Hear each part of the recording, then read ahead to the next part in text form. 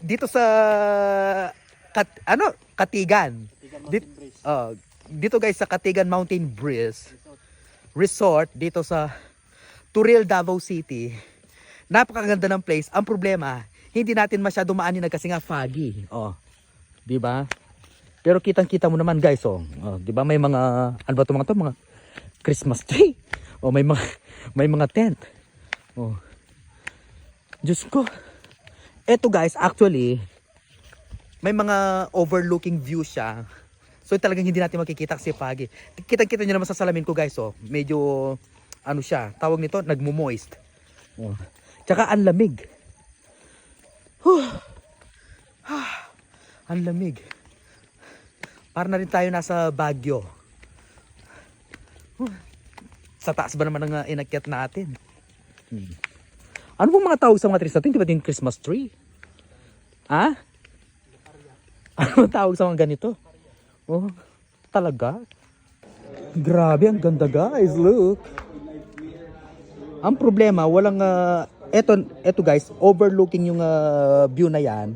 Ang problema, dahil foggy, hindi natin siya makikita. Grabe, ang ganda. Ang ganda dito guys, I swear. Tingnan mo yung pulo. Actually guys, umaambon-ambon ngayon. So, nagsama-sama ang ambon at saka ang foggy. So ayan, wala tayong makikitang overlooking view.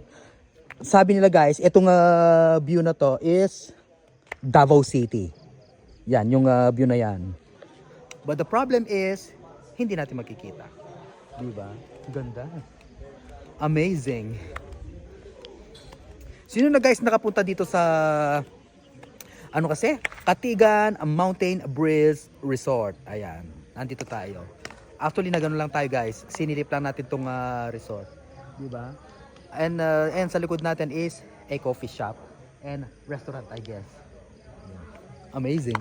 Ayan pala guys, oh. Katigan Mountain Breeze. Napakaganda rin ng landscape, ano? Perfect na perfect talaga. Grabe, oh. Kitang-kita mo naman guys, oh. Yung fog, 'di ba? It's a sign of napakalamig ngayon ng ano dito, weather.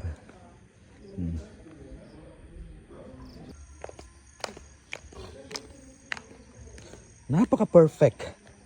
Ang sarap mag ano dito, guys, no? Mag coffee. Akyat tayo dito sa